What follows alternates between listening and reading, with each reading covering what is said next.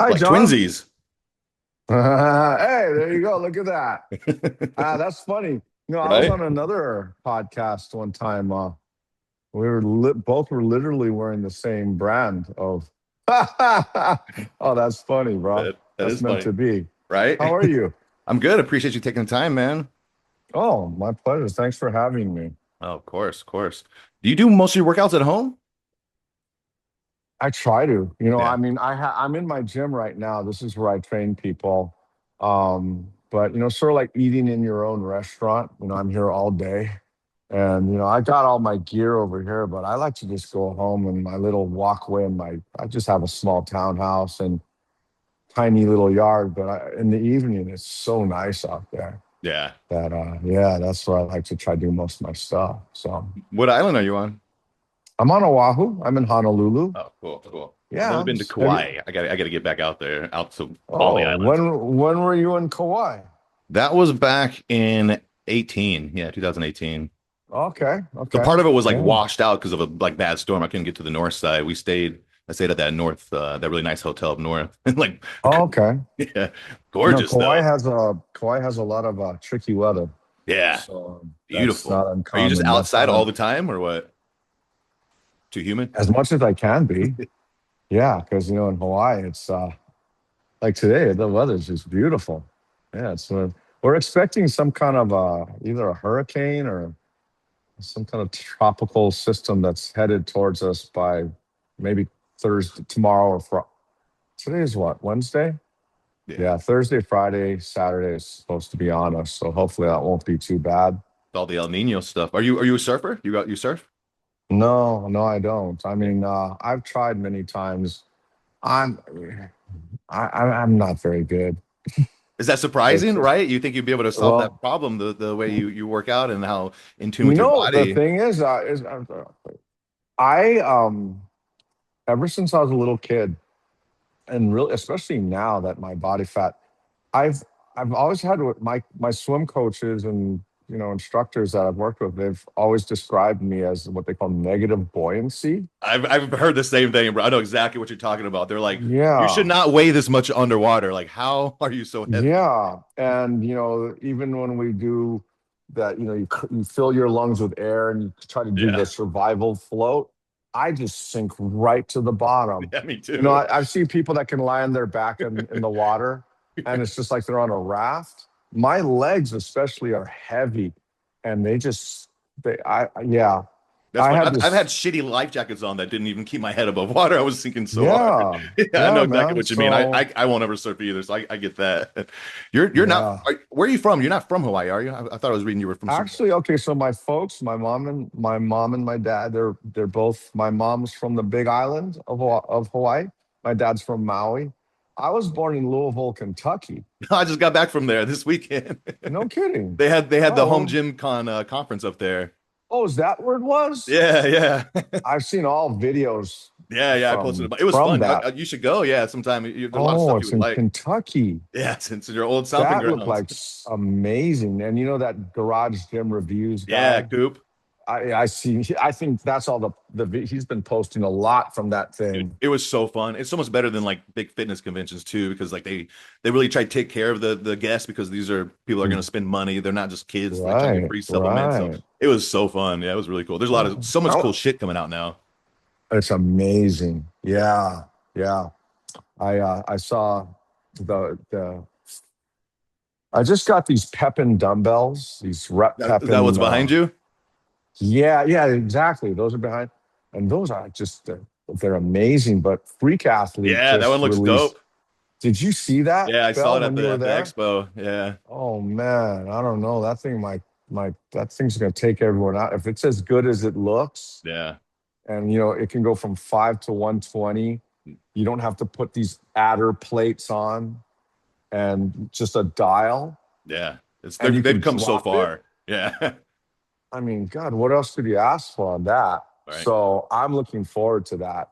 Yeah. That Freak Athlete dumbbell looks like it's going to be a market crusher if it's as good Yeah. as it Well, they're appears. such a good company as you've worked with them before, They right? So like are. they really take any kind of note, any feedback they get, they try to like and treat their customers really Oh, good. they Anytime do. I have their Hyper Pro and like a knob got unscrewed loose and like they sent it to me in like a day, like super They're responsive. super, very Yeah. responsive. They're a great company. They are gonna, it's funny. I started social media back in 2020, and everybody was locked down, and I believe they were relatively new at the same. They were kind of brand new as well, and the amount of growth that Freak Athletes had in the last 6 years has just been astounding. Like, and they're the products they make are just dominating. Yeah.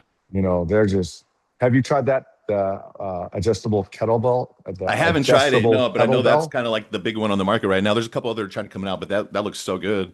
that is so. It is good. That is, I got a couple of them, and it is as good as I was hoping it would I'll be. probably grab one because I've got like a bunch, but I'm like, okay, I don't have all the ones I want. If I just get one and I keep those for some of the Yeah, you start with one, and they even I think even lowered the price now because they were able to I guess their supply chain they kind of figured that out. So now I think they even lowered the price with on the bells, and I think they're about 300 each, maybe or oh nice. possibly less, but very worth every penny Yeah. because you can increase the weight of those bells in 2 kilo increments, And it's super which smooth when you're is swinging. You don't hear any like clanging. no, Yeah. no clanging.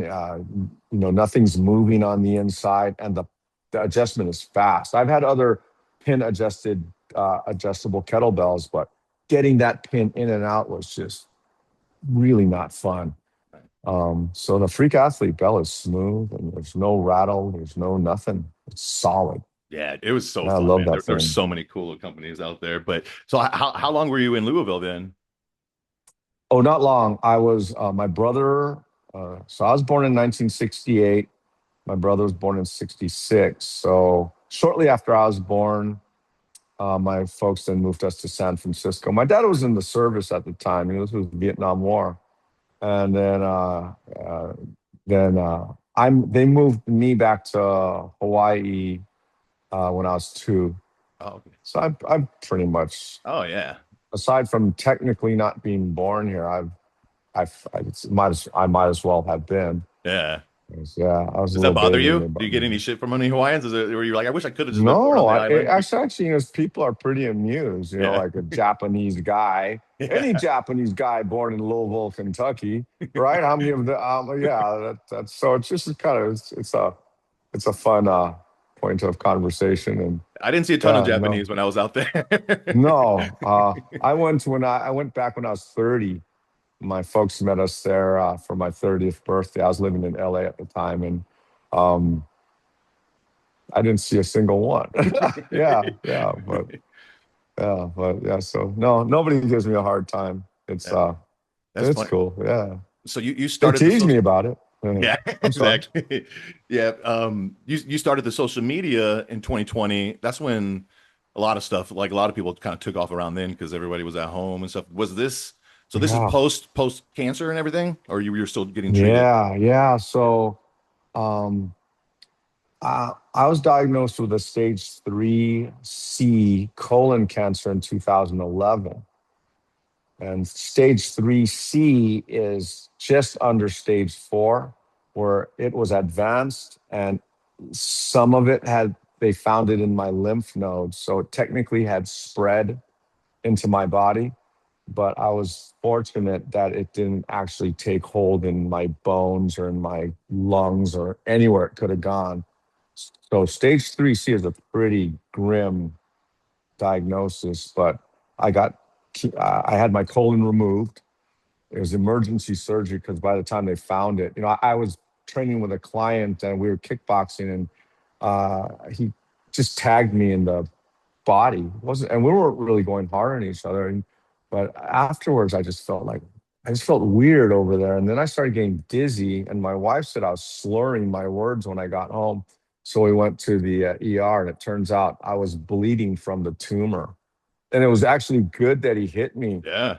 there because they said it was just a matter of days or maybe hours. That thing would have ruptured itself. And if that happened, I would have gotten like a peritonitis and massive infection. So in a way, that saved my life. And then they put me in surgery the next day, and then I got 6 months of chemo after that. But apparently, that chemo effectively got whatever cells had run away. And yeah, I'm 15 years now. And Oh, so with your yeah. surgery, was that like a one-time thing? Did they have to go back in? These are like a No, smaller intestine. You don't have like a J pouch or anything?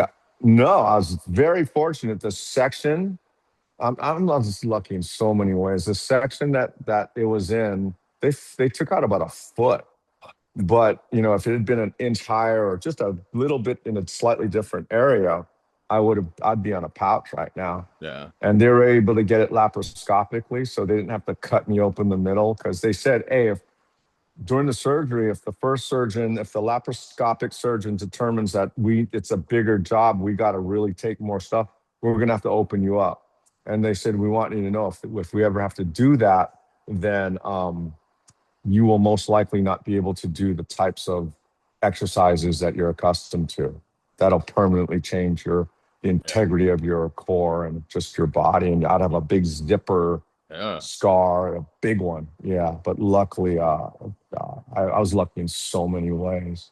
So I'm curious, just a kind of a question that I have Yeah, is just thinking sure. about like just dealing with something that crazy, right? I don't know. I mean, you don't seem like a super anxious person in general, but when something like that happens, does that like help you if you are dealing with any kind of anxiety in life because you kind of like went through it, or does that like Well, raise your anxiety levels a little bit? I'm actually I've struggled with anxiety Yeah. and I thought maybe because ADHD. of the weed use. Usually that's part of what we do. Oh yeah, it's almost to a person that people that get really I don't like to call it addicted, over involved in cannabis, almost 100% seem to have some kind of ADHD or ADD or whatever, Yeah. right? Some kind of yeah, and so, but going back to your question about, it's strange that I think one of the things with maybe ADHD is little things will really just send me off the deep end, like not being able to find my keys. Like I'll just I'm sorry, I'll just You, snap, you can right? drop I as many just, F bombs as you want. If you're oh, trying to, don't okay, worry, cool. but it's all All good. right. Yeah, no, I don't usually well, at home I do, but when I'm faced with something really grave, like something like emergency kind of situations, my wife and my daughters, they'd all say, Daddy, you're a total spaz. Like all day long, you're just tripping out about not being able to find parking and where's the frickin' cheese? They moved this, they put it in a different part of the grocery store. That kind of stuff just can't handle. But bigger things, I get calm. And I think I went, now if I look back, I went into this cocoon of denial. Like whenever I feel like I'm gonna die, I compartmentalize myself, and so I went into this zone for months, probably the entire time I was being treated and on chemo, and I was using a good amount of cannabis to um, not so well, yeah, to deal with some of the. I was just home a lot, and I felt sick constantly. And if anybody is in doubt on whether there's a debate on whether marijuana is really medical, I would argue that it is. If you have stomach sickness, if you are nauseous, um, like the way I was with that chemo, nothing works better. And back then, 2011, they didn't have medical, we had no dispensaries. It was still super illegal. But I was still able to order a vaporizer, similar to, that volcano thing, Yeah. but a much cheap. I couldn't afford that damn thing. I was like, The big old bags. right. No, I had a Arizer, Arizer. They made a nice I know exactly portable, a what you're talking smaller about. one. Yep. Yeah, you know which one? Yeah. And that was the perfect device for me, man. And I would feel the sickness coming on. I would just be dry heaving, literally like trying to get my weed into this thing. We didn't have vape pens, and I just wait for that thing to heat up in the bathroom. Oh God, I'm next to the toilet, and then I'd just take that vapor, and immediately, man, that's a miracle effect of weed, of cannabis, is when you're that sick. I don't know if it's like that for all nausea and vomit, and but when you have chemotherapy sickness to your gut, that cannabis, that vapor was just instant. It took me from being like debilitated sick, and then a few minutes later, I'm wanting to eat spaghetti. Yeah. Like Nice. So that's definitely one of the positives, crazy. right? A lot of Oh positives, yeah. definitely I not. was I used to just laugh. And another thing is when you're sick and you use it for to treat some kind of pain or some kind of nausea, you don't get high. Oh, really? It's like whatever the energy that used to go would go to making a healthy person, like, yeah, Yeah. that energy kind of goes elsewhere. It's like a budget of, Yeah. it's like money. You can either spend it on your head or we spend it on your gut, and it goes Right. to the gut. So You sure which you was didn't just go deep cool. enough? You just needed to go more? Yeah, no, because I was also using butter, a very concentrated Yeah, cannabis butter same. that was made by kind of a guy that was known locally. He made products for cancer patients, but still super illegal at the time. But his manufacturing was very high quality.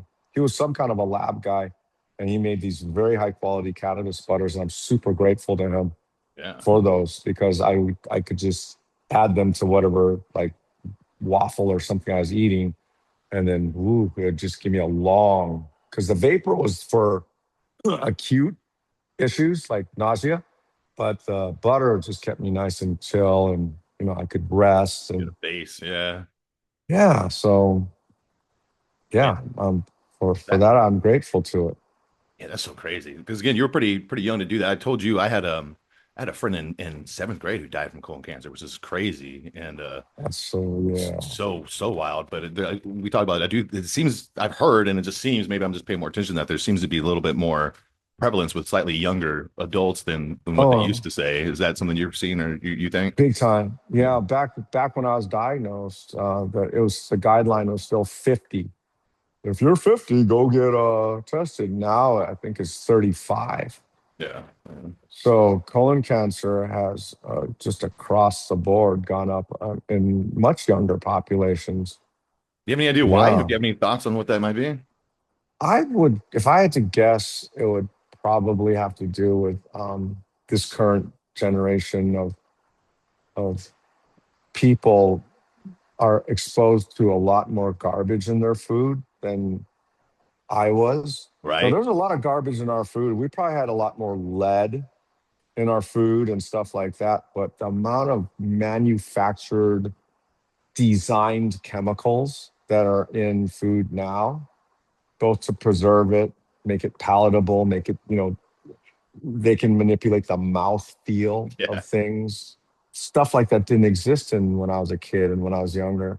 So that combined with there's definitely a massive drop off in physical activity over the last, I would say, the last 30 years.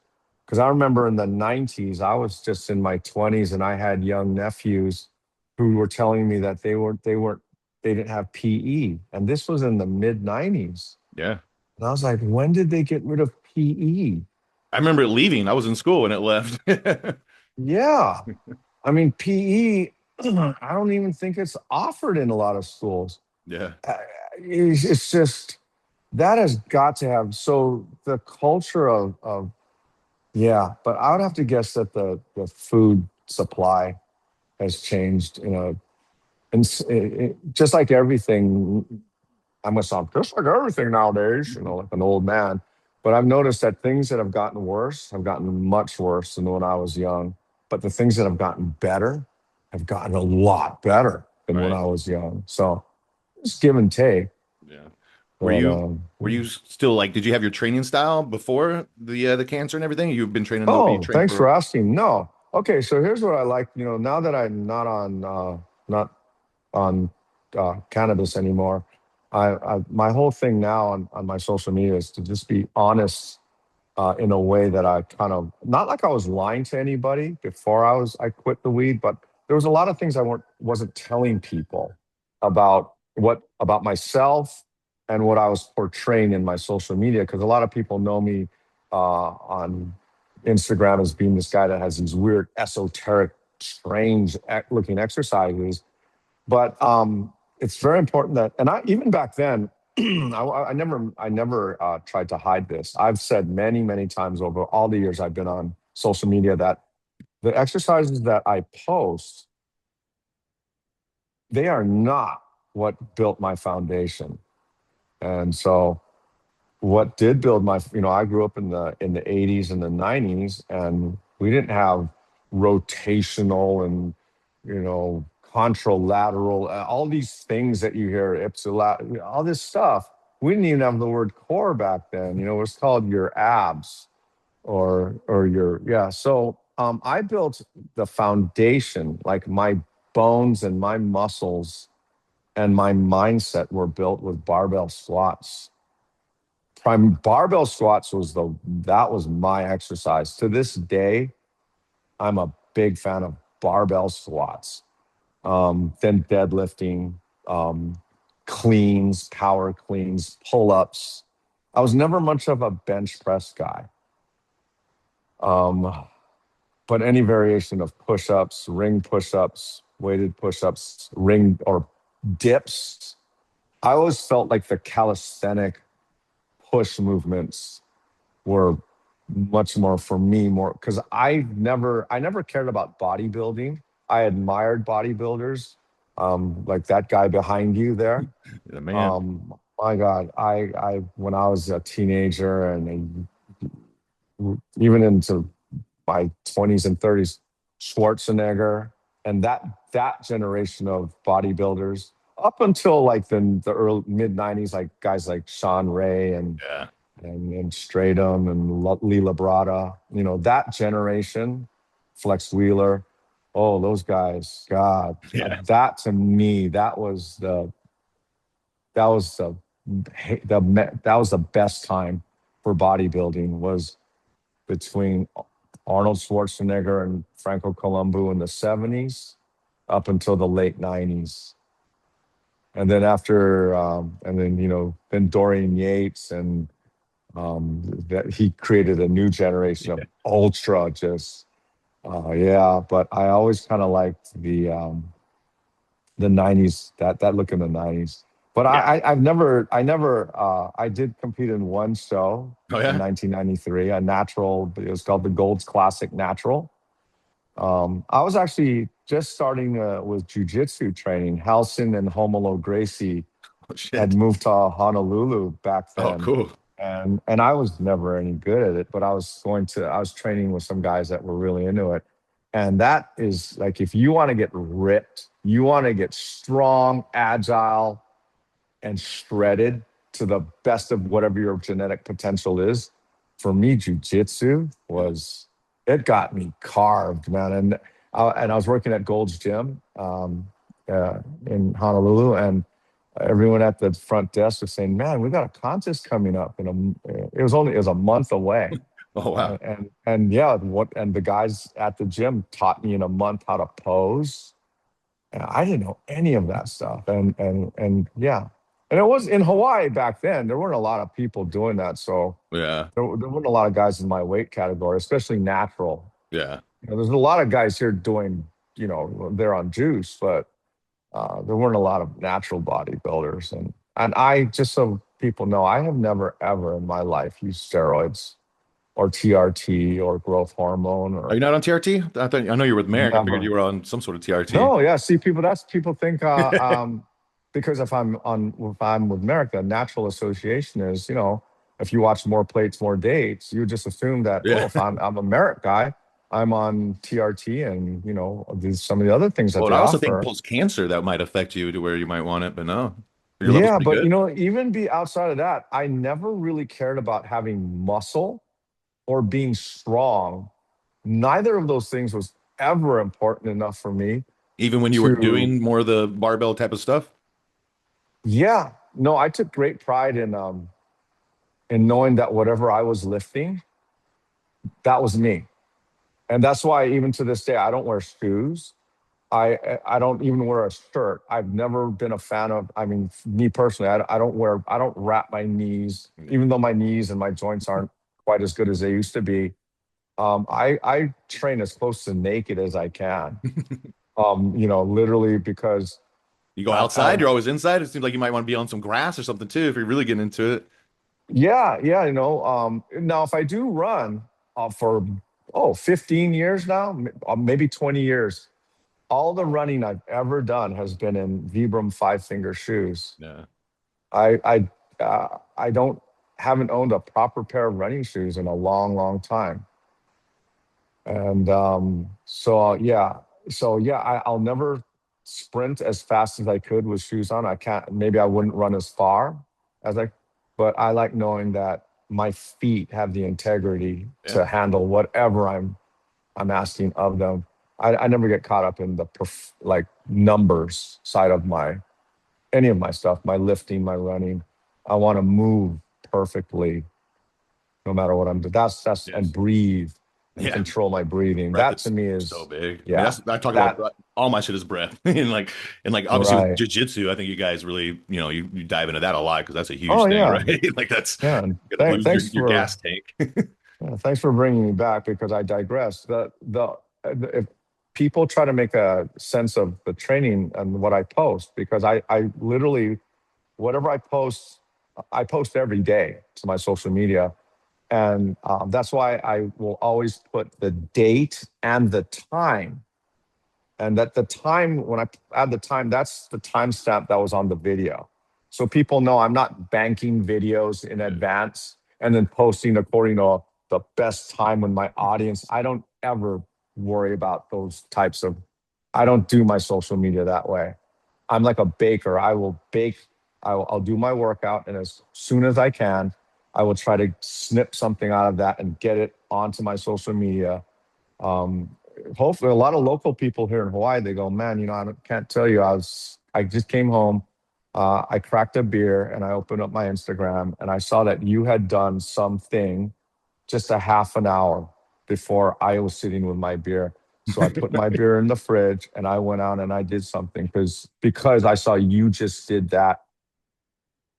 I know you live 4 miles from me and you just did that and you're 10 years older than I am. Right. So, it kind of got them to do something. That's why I always put the time as well as the date. So, and it also allows people to understand that I'm doing this every day. I'm attending to my something that has to do with my fitness and daily, because that's kind of the message I try to just to get as well. Yeah, something, right? And so like Yeah. even in the beginning, you kind of had some calisthenics. You were doing, like you said, like the dips and the more Yeah. stuff for the pushing.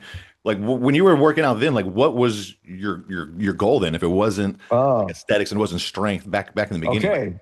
Yeah, thank you, because I keep trying to get back to this and I digress no, you're myself every good. time. So when I was saying people can't make sense of what I do, because some days like yesterday, I did a kind of a dumbbell calisthenics mix thing. Other days, I'm rucking with a 95-pound backpack. Next day, I'm beating the hell out of this heavy bag. Everything, what all the exercises I do have in common, and this has been since I was a boy, the only thing I care about is, in terms of training, is my ability to fight. And the thing is, I don't really train fighting a lot now. I don't go to any classes. I don't spar with people. But all the weightlifting I do has to either make me punch better, kick better, or as or more importantly, be able to weather or the rigors of a fight to make me less likely to lose. Because I am at my age, number one, I'm not fighting with anybody unless I absolutely have to defend something or somebody. And I never have been. I'm not a scrappy person. But the reason why I'm obsessed with my training making me better at fighting, that also goes with grappling, is because not even so I can fight better. If I can train for the if I can make myself better at fighting, then those attributes translate very well into everything else in life. If you're training to fight and you're training to basically the skills of a soldier, I need to be able to ruck regularly with heavy loads. Um, and I also need to be able to fight. And if I maintain those two abilities, then when my neighbor needs me to help them move some furniture, or say there's somebody that got into a car accident, I need to assist them or just help push a car off. Just basic, just being able to help people out. If I maintain those abilities, and nowadays, I mean, like I said, we have a hurricane on the way. You never know how things turn up. We might lose our electricity and water for days, and I might have to hustle.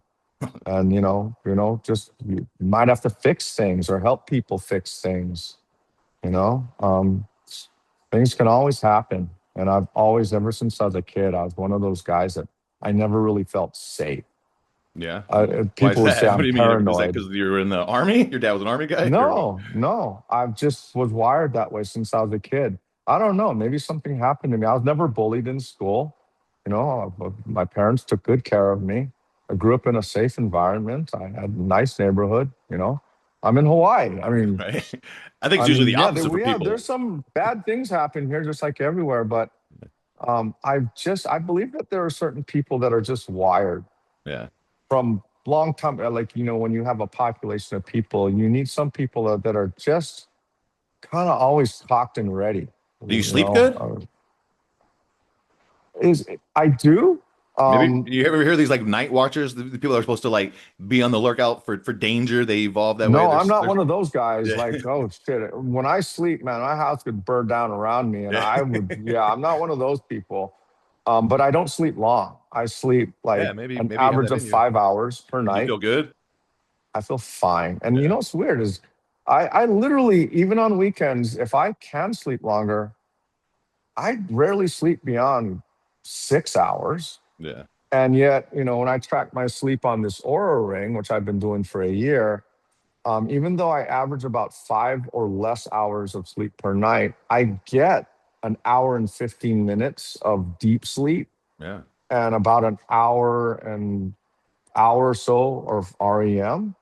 So my deep and REM, they constitute at least 20% of my total sleep, which is considered, I guess, unusual for that small amount of Yeah. sleep to get that much deep sleep. And I think I've learned I might be what's called a biphasic sleeper, Yeah, somebody yeah, that just sleeps a little bit at night, but then if I can take a nap in the afternoon, like around, oh, yeah. Me that too. right? Yeah, And I can sleep for an hour and still go to sleep at the same time. yeah. That's one of the signs is if you can sleep an hour and you're still able to go to sleep at like 11 o'clock at night, then you're most likely might have some kind of a biphasic sleep I always did the rhythm. same thing. Yeah, I always felt like the same way. And that's so interesting to me that that was your motivation is you wanted to be able to, you didn't want to fuck people up, but you wanted to be able to if you had to. In case No, you, not even. It's mostly not get fucked up. well, no, yeah, exactly. Yeah, because I'm really, just because I can, I know, just because I can, do some fancy kicks and pre-planned routines on a heavy bag, that's just standing there. It's like they say, a heavy bag don't hit back. And yeah, the footwork and the adrenal dump that comes with real life fighting. Yeah. Well, you're I'm not prepared for that, well, you're you shredded know. and you've got the Japanese thing. So if you just get in a stance, like you really, they'll put out this guy might know some Well, that shit. doesn't work anymore. Get the So fuck out of here. nowadays people look for that. They go, oh, that guy looks like that guy looks like, and yeah. So Well, you that's don't want to why be those guys. I used to be kind of when I was younger, I was quite a bit more scrappy and I was a little bit of a punk, just like a lot of people when they're young. Yeah. And a lot of that just came from insecurity, Yeah. because I couldn't fight much better back then than I can now. But I sure thought I could. But it was mostly because, I watched too many movies.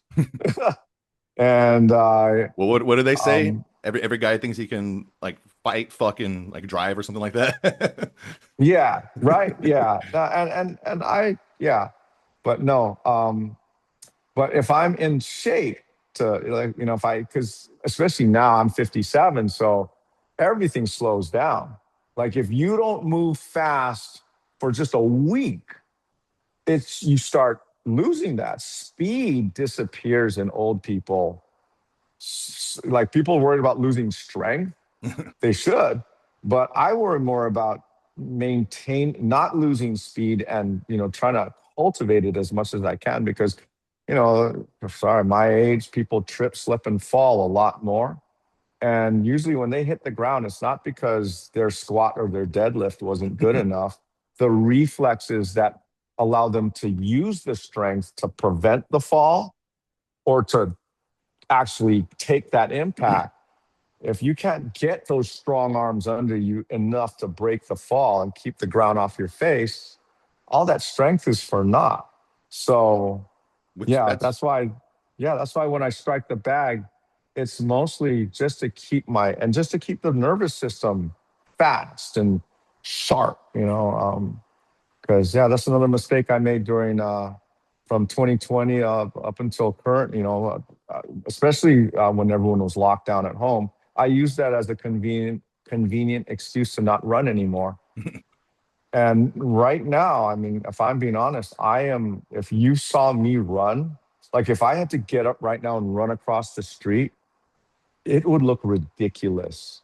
No one would be able to, they think, wait, you can do all this stuff on the heavy bag. I see you jump no, that's a lot of warming up. And but if you saw me get up and go right now, my running is the one thing I'm trying to get back. And my knees also, all that slow, heavy lifting I was doing, those videos and those lifts got me a lot of attention on social media. And I grew my accounts rather quickly during that time, just posting single arm deadlifts and just various moves that people thought were interesting, especially for a guy my age. But I turned off all of my bounce reflexes. I shut all of that down. There was a point where I was jumping rope because I couldn't really get out, and I stopped jumping rope after a while. And at the time, I didn't think that I could lose as much ability as I have. So right now, for me, just to jump rope, for me to jog or sprint maybe 40 yards, that's what I am really hoping to get back. And I'm putting a lot of my effort there now rather than just deadlifting and squatting. yeah. So, because the deadlifts and squats, here's how I put it: the deadlifts and the primary lift, that old school lifts, every version of a squat, a pull up, a bench press, a kettlebell swing, that builds the engine. But then the sprint work, the punching, the kicking, that's like the brakes and the steering. So I built a big motor, but I lost my brakes and my steering over the last few years. So that's what I'm trying to get back now. That's why I don't post as much heavy lifting like I was even a year ago. A lot of it now has to do with agility and mobility and flexibility and speed.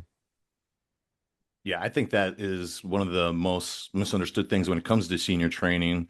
You hit it like right on the head. Like, so I especially like when I first started training, I was elderly and disabled. I've got some pretty elderly clients, and this is actually can be Mhm. kind of depressing because you have somebody who's with you from their late 60s, now they're in their 80s, and like Yeah, you get to see yeah. like the up and then and then you see it down, but it is what it is. But so I've always had a real like special place in my heart for the elderly. I was super close with my great grandmother and stuff, so I really love training them because you can make a huge impact in, like you said, like the muscle. Like you always hear like studies about muscle mass and leg strength, and those are important. Obviously that Hmm. matters, but you hit it Yeah. on the head. It's the ability to problem solve dynamically, to be able to shift your center of mass and to be able to maintain somewhat of like proper propulsion through space. And that's Hmm.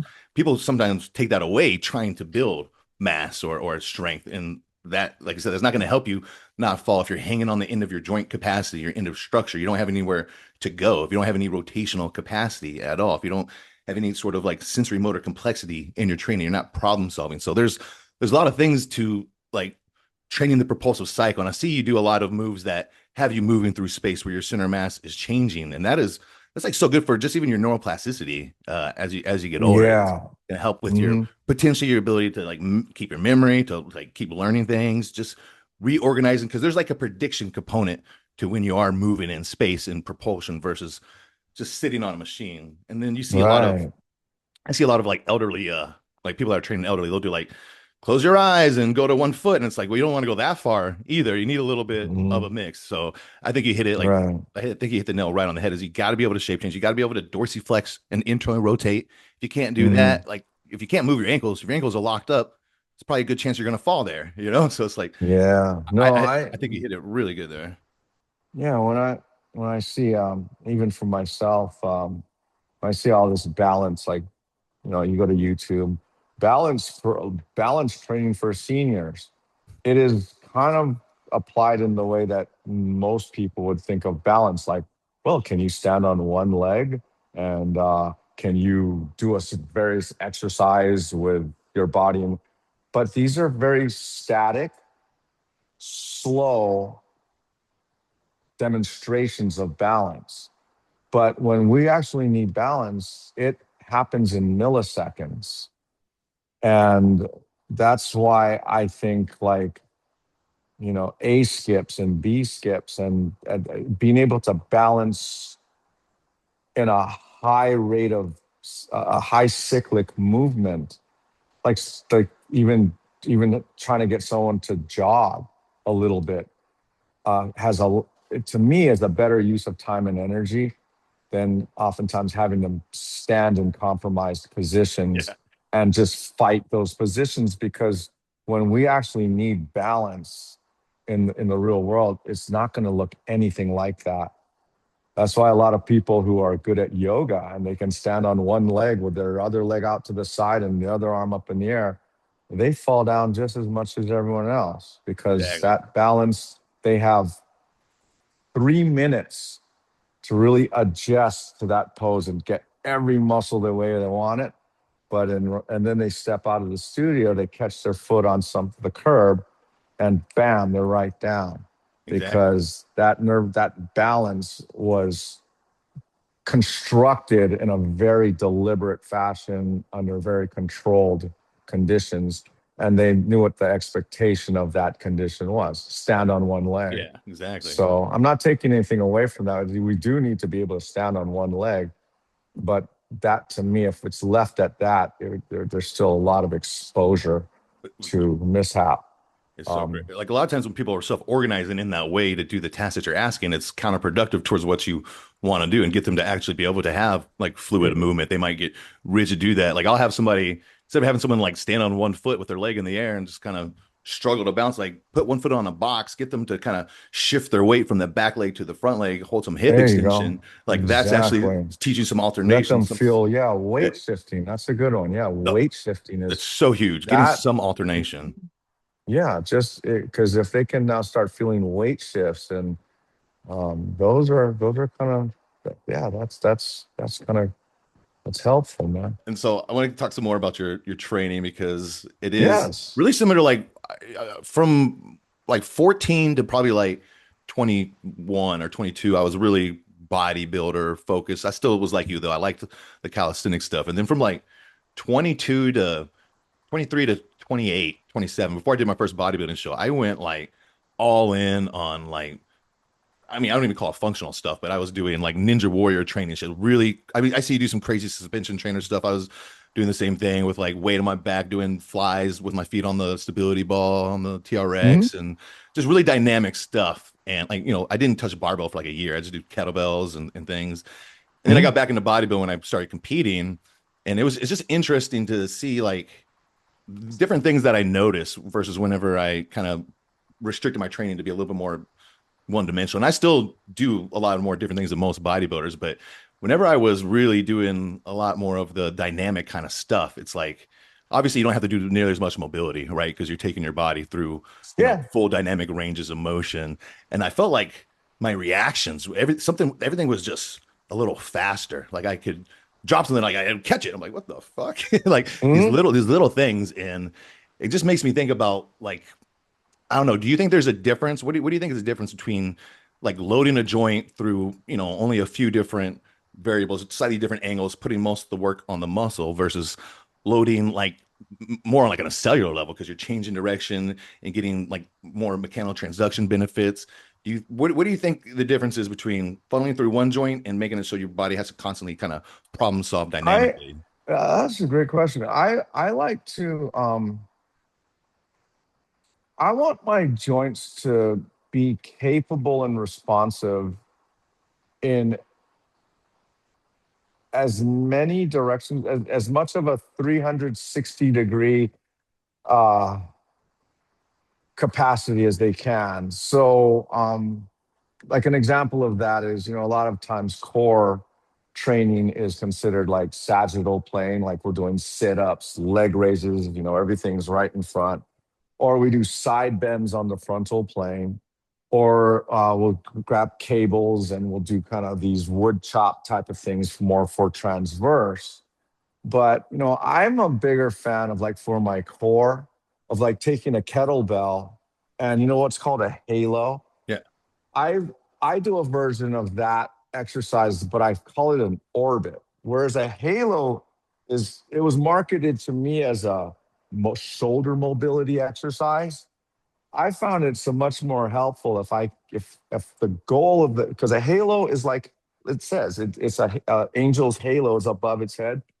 When I do a kettlebell orbit, my head is the planet, the kettlebell is or my head is the sun, the kettlebell is a planet, and it can only rotate or move around the equator of my head. So if I focus on keeping all parts of the kettlebell beneath the top of my head, it starts pulling on my core. It starts dragging my rib cage in a 360 circumduction. I call it a joystick effect. Like a joystick controller on a video game. Yeah. I want my spine and my core to be strong in not just sagittal, frontal, and transverse, but I want it to be here, here, here, here, here, here, here. And then that limbo, everyone's afraid of like taking weights or even pressing overhead with an arched back. To me, if your back can't take heavy loading when it's arched, I would not question the exercise. I would question your glutes and the balance of your core because we are designed, I believe we should be able to get any position where I am told I can get injured. I train that. And this is not unique to me. There's a lot of guys that like say the Jefferson curl. Everyone's afraid of the Jefferson curl. That exercise can be loaded heavily. You can have the most rounded back when you deadlift. And similarly, yeah, to me, because I don't train for the gym or for powerlifting competitions. I train for real life, and there might be times where I have to move like a desk or something, and I can only put my feet here, and because of the dimensions of the object, I am in a twisted, compromised position, and this knee is caving inwards. Yes, I have valgus collapse on this, and I still got to get that, or moving a human body, getting somebody off the floor to literally help them or save their lives.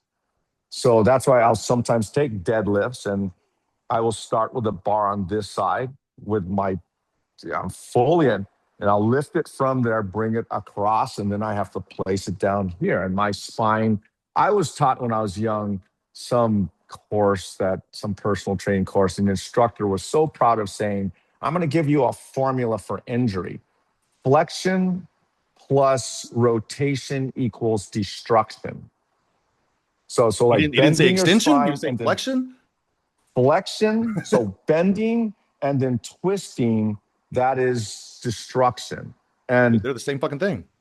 my thing is like, and I thought about, and back then I was young and I just I didn't really think much of that because back then I wasn't really doing that. I was just doing like sagittal plane Yeah. deadlifts and squats. But yeah, and like, no, being able to take sandbags and things and just Yeah, lift them that's off from yeah, I mean that we should be able to do that. yeah, We should be able to press a weight overhead and really arch the back. I mean, you know, anyone listening, take that with a grain of salt. But if I can't do that, there's an exercise I do with a kettlebell where I will put it, it's like a triceps extension, but I'm trying to get it as far away from the back of my head as possible. And in order to do that, I need to push my hips forward a lot and squeeze my glutes.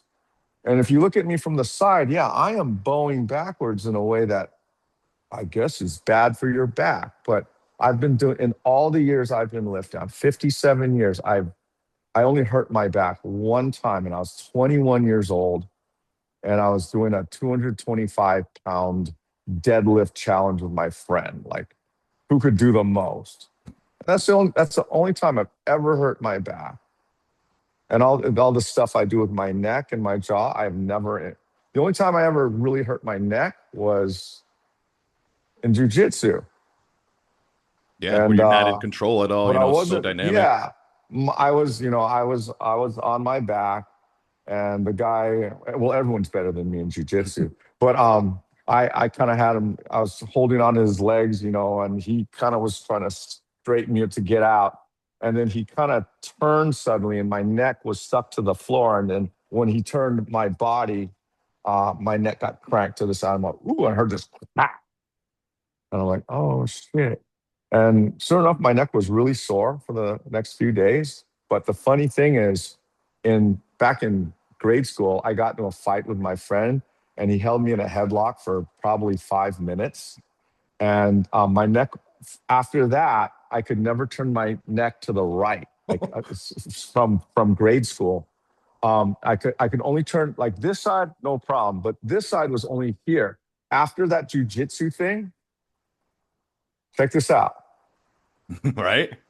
I swear that it's one of those things you hear about people getting so-called injured and it fixes something. Yeah, that guy freaking fixed my neck. It made the worst sound, but I think it might have, I literally heard something tear, Yeah. but I think it might have been some adhesion or something. I have the same exact And that story from one of my last guests. The same exact kind of similar thing. They had an issue for really, like a year. They weren't doing jiu-jitsu, but they were uh-huh, just loading up like a seated calf raise in a really uh-huh, heavy, unique position they'd never been in. Then all of a sudden, shit broke, and they're like, "I haven't been able to right, access this for a year, and now I can because I put this extreme position on top of me." uh-huh. Yeah, Yeah, yeah. When I put a band around my head and attach it to a cable, I use a martial arts belt to actually work rotation. And I can both sides, because just because you have mobility doesn't mean you have strength, yeah. right? But I've tested my rotational strength in both directions, here, side to side. That thing fixed me. Yeah. That's one of the best injuries I've ever had. I think a lot of So, I think a lot of people watch my stuff and they think that I'm like very opposed to getting in weird positions. But like I said, if anyone looks at my Instagram for like a few years, like years ago, you'll see me doing crazy shit. My goals have kind of switched where I'm more focused on getting as much direct tension on the target tissue as possible. But I'm still trying to honor the propulsive cycle, and I'm still trying to do a little bit more dynamic things to keep that ability to shape change, like we were talking about. But like I think that there's no problem at all visiting these places. What I tell people to avoid, especially if your goal is hypertrophy in your bodybuilders, is just don't live in them and be able to get out. Like if everything you do is through extension, you can't do anything with a more neutral spine, or you can't work from flexion, or your scapula can't move on your body. That's when people run in trouble. Is they don't have options. So I think it's really yeah. good, especially if we said, especially if your goal is not to step on stage, like put yourself in positions. But for somebody like you and like me, I feel like we're probably really connected to movement kinesthetically, just to our Mhm. bodies. What about for people that aren't as connected? How do you like what advice do you give them to start kind of experimenting with these more uncomfortable positions and more unusual style of Well, I first exercises? want to make sure that they're good at the comfortable positions. So, just like I like a bilateral, kind of a wide stance bilateral squat, and that they can reverse lunge pretty, and like when they step back in the reverse lunge, the split is somewhat similar. Because sometimes when you have people reverse lunge, you'll notice they'll step back farther with one leg than the Always other leg, or and out. that Yeah. totally changes how they use both legs, right? So, of course, going back to being able to stand on, I've been doing a lot of single leg deadlift type of things for myself. I also do what I call a single leg lateral deadlift, which is basically it looks like a snow angel kind of thing where I'm lifting my leg off to the side and seeing how, and just having some counterbalance weight in my hand, and just trying to build what I call the blade of the body, everything from the lateral thigh, glute medius minimus into the obliques and then into the lats, so that I have as much connection in the lateral parts of my body as I do the front. And going back to your first question about, strengthening joints, or how I was telling you my thing on, I like to have the body, I guess, three-dimensionally strong, is for anyone listening, one of the most important things that I could tell someone about core training, especially these young guys that are all wanting to get the six pack. I said, if you take the energy that you're and take the energy and the intention you are using on trying to get a six pack, and just turn that into obsession over the obliques, these things on the side of your body. Try to just obsess over the strength and the length and the rotational and lateral flexion symmetry of these muscles. Your six pack, your abs will look, not just look, they will function better than they ever could than if you're just doing leg raises and sit ups and Roman chair. Do all that stuff. But I have not focused on the sagittal plane movements. I might do a hanging leg raise every now and then just to make sure I can. But I obsess over my obliques. And that's another thing. All the exercises that I do on my social media, they all involve either my feet and my calves, my grip, my neck and my jaw, or my obliques. Every single thing I do. Because if they don't in some way do that, I'm not really interested in them. Now, every now and then I do test a just straight deadlift where I am evenly loaded. There's not much lateral or rotational challenge on me, but that's for a different reason, because for me to do a max deadlift, I need to recruit my total muscularity in a way that no other lift can give me, right? When I'm just pulling a hard deadlift or heavy dumbbell squat, I'm systemically trying to connect myself as one homogeneous muscle. But aside from that, uh, going back to the obliques, I tell people, if you imagine your midsection, your core is a box. A lot of us have the front and the back of the box is strong cardboard, and the sides of the box is wet Yeah. cardboard, because there's not a lot of, and when people say, oh, well, actually, I don't want to train my obliques because I don't want a blocky midsection. That to me is just like saying, oh, I don't want to get too rich. Right. To me, if people understand, especially as they get older, how the more muscle you have in the lateral, the entire lateral edge of your body, the side of your peroneals, your lateral thigh, your glute medius minimus in the hip, your obliques, your lats, the sides of your neck, the sternal. The more lateral strength you carry there, the more efficiently energy transfers from upper to lower body, and the less wear and tear there is on the joints. Yeah, that's why most of my strength or my emphasis and focus, no matter what I'm doing, has to do with building the outside edges of my body, and especially the obliques and the sides of my neck. And also, I include in that my masseters, Yeah. Yeah, that's because, super. yeah. The jaw stuff. I see you do a ton of the jaw training, and that, people kind of laugh at it, but that shit is huge. I used to do a lot of PRI and stuff, and some of the jaw stuff. If you have like a dysfunctional jaw, like that's, it's not just isolated. It's not like just that. Oh, If your grip is off, and like it's gonna, your whole system's gonna be kind of weird a little bit. yeah. It's kind of funny. Like, people make these funny remarks, like, they say, like, why do you have to do that? Or oh, you're just doing that for the gram, that kind of thing. And I totally understand. And if that's, I'm not going to argue with that. But it's funny is a lot of these people that might make those comments, assuming they're real people, because now you never know if it's just a bot. But assuming they're real people making these comments about jaw training, There's a lot of powerlifting meets and sporting events where it is illegal to put a Really? bite piece in because it's considered it gives you so much of a neurological and neuromuscular advantage that it's considered kind of like using like certain meats don't allow you to use smelling salts Yeah. or too much caffeine. It's considered a performance enhancing device. That's considered. And so if people understood that if a bite piece in professional in the high level weightlifting is considered illegal, why would that should tell you everything you need to know about why you should train your jaw. And head harnesses, they're cool and great. And especially if you have like dental issues that don't allow you to actually hold weights with your mouth. But to me, training your neck with just a harness is like doing biceps curls with a weight taped to your wrist rather than using your Yeah. grip integrity to innervate what's above that.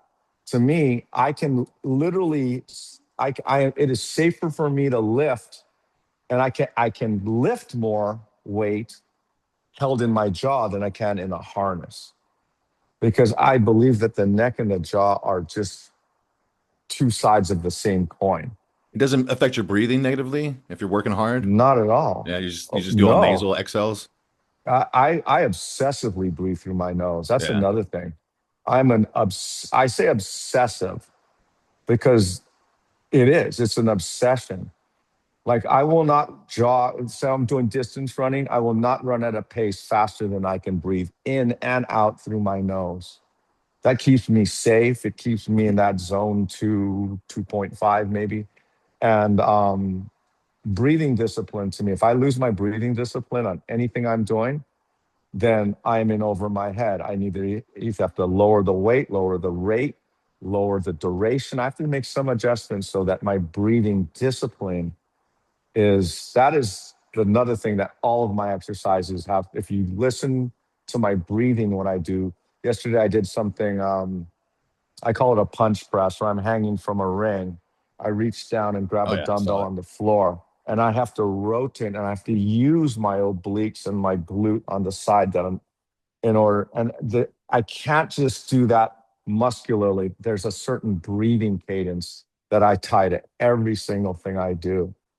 And breathing is the higher function for me than whatever it is I'm doing. Whether I'm striking this bag behind me, lifting weights, jumping, or running, my breathing discipline is the highest order, well above the physical, muscular expression. You know what anatomical breathing is? Yeah. Yeah, so it's kind of like we're taught to, like on a, oh, just use a push up, to exhale on the exertion part of the push up. Well, if there's something that has like, it's not a super maximal weight, like I learned this in kettlebell Yeah. sport, where oftentimes like when we swing a kettlebell, I was taught in the RKC back in 2008 that you exhale as you bring that bell up. It's like, Yeah. You got to but make the in noise the with them. right, yeah, it's like, They right. want you to hear it. But in the I also worked with a guy named Valery Fedorenko. He was back in Pavel's day, back in the early 2000s. He was one of the first guys to bring kettlebell sport to America. And I when they taught me this anatomical breathing, so you actually are inhaling as you're on When you the need exertion extension. parts. So, like, Yeah. let's go back to the swing. So, I'm inhaling up, exhaling down. That for me, after I learned that, I never went back to the hard style Yeah. breathing, Yeah. It's not even with set. heavier weights. Yeah, exactly. Like it also depends on the archetype too, because some people you can use their breath in a way to create a shape change that will benefit it for that move. So I might have somebody inhale and exhale at totally different parts on a movement, depending on what's going on with their rib cage, what's going on with their whole axial skeleton position. So it's a tool, and I'm sure you're just intuitive with it. And you also talk about training the obliques so much. Like that is huge for reciprocation, for controlling the rib cage. Yeah. And let me backpedal on what I just said a little bit. When I say I don't do that hard style breathing anymore, I don't want that to be misconstrued as you shouldn't or people shouldn't. Because if you give me like a heavy kettlebell Yeah. and I've got these, like I can, it takes me 4 swings just to get it up to shoulder height. And you ask me for 3 reps. I'm not doing breathing up as I'm, okay, when it's a max explosive effort, nothing better than that Oh, yeah. hard style breathing, right? But if it's kind of if I'm doing like a minute of kettlebell swings with like a 24 kilo, I have the luxury of inhaling on the way up and exhaling, just, but any max effort or something explosive, I'm going to switch that. I'm going to go, oh. Yeah, like I've never thrown a punch and inhaled at No. the same time. That Yeah. just sucks. Yeah. Right. That's just, but you just change it according to, like you said, what you're doing. And, Yeah. Like I have a workout program I'll do sometimes where it's like an expansive antagonist workout. You're trying to work kind of opposite sides of the joint, expanding, moving fluid around. And it's like I'll really try to do more expansive breathing for like my first 2 sets. And then last set, it's like, okay, if I can maintain it, good. But I'm using the goal here is to get a certain amount of weight. So if I have to switch it and go more of like a more of a hard exhale to line up with internal rotation production, then I'll do that. It's kind of like Mhm. whatever the task is, because the first 2 sets, like I'm inhaling totally different. I'm doing a little bit more sustained. I'm not really trying to like create quite as much force production. So yeah, I like that thought process a lot. Definitely, anytime you're doing like or hold your breath, right? If you're doing a single rep on like a squat, right? Don't a lot of people end up holding their breath on that. I'm a big fan of that. Yeah. Everyone's afraid. Well, no, I shouldn't say everyone. I got to stop saying that kind of shit. There's concern about the Valsalva maneuver. Yeah.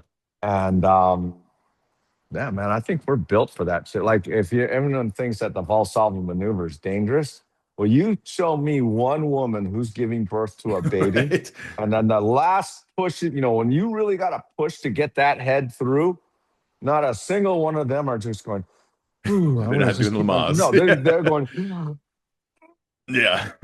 right? And you compare pushing a baby out to the biggest deadlift you and I have ever done. It doesn't even come close, I'd imagine. I'll bet their blood pressure and everything. It's you see Oh their yeah. eyeballs and their veins popping out, and they all seem to make it through that, Right. I believe.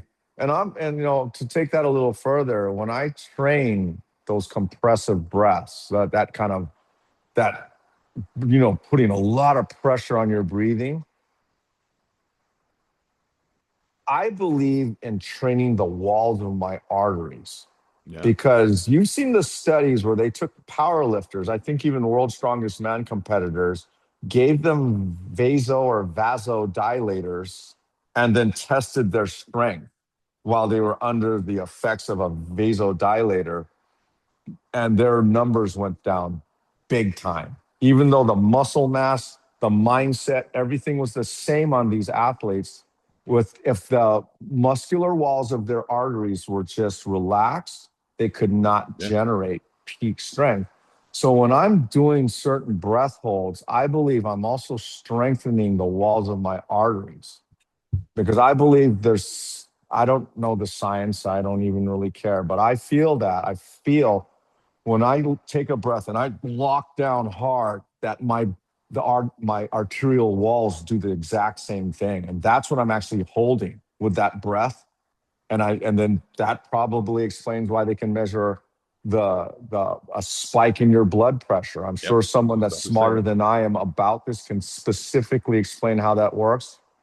But I don't need the science. I feel that but if to me, um, training the walls of your arteries that way is as or more important than the muscles that are doing whatever you're asking them to do. Because if what's fueling them, what's bringing them their fuel is like just, bleh, just as soon as you press down, those walls just collapse. That's why there's some days I feel, you ever have a day where you go into the gym and you feel fucking strong? You had all your pre workout and you think you're going to hit a new PR and you can barely get through your warm up. Like your warm up is like you feel mentally strong. You're listening to whatever you're listening to. You're jacked up, and yet your grip seems weak that day. I believe that has something to do with the arterial walls. When Yeah. for me, I feel like it's like, God, and you get pissed off. And even that getting pissed off, that doesn't help you. And then there's some days you go in real relaxed, real chill. You're like, God, I'm tired. I just got to get through this. And then you get started on that workout. And next thing you're blasting, like, fuck, I feel so good. I feel like if you're exhausted, your arterial walls, whatever chemical, what is that called? Nitric oxide or whatever. The I think if when you're tired or you're say nutritionally there's some deficiency, that whatever allows your arterial walls to really lock down, it's not there, and it doesn't matter how much muscle or will you have on that day, it doesn't work out for you that well. And even the rate at which your nervous system fires, definitely that's impaired. So That's when you combine those seemingly imperceptible things, just a few of them time together, then you're having a bad day at the gym. yeah. But that's why my breathing is always my barometer, because what I have going on here rarely matches what's really going on in the system. So my breathing is kind of that bridge. It's the communication. If I can't, if I, doesn't matter if I think this should be a light weight, or it doesn't matter if yesterday 100 swings was easy and now 50 I'm dying.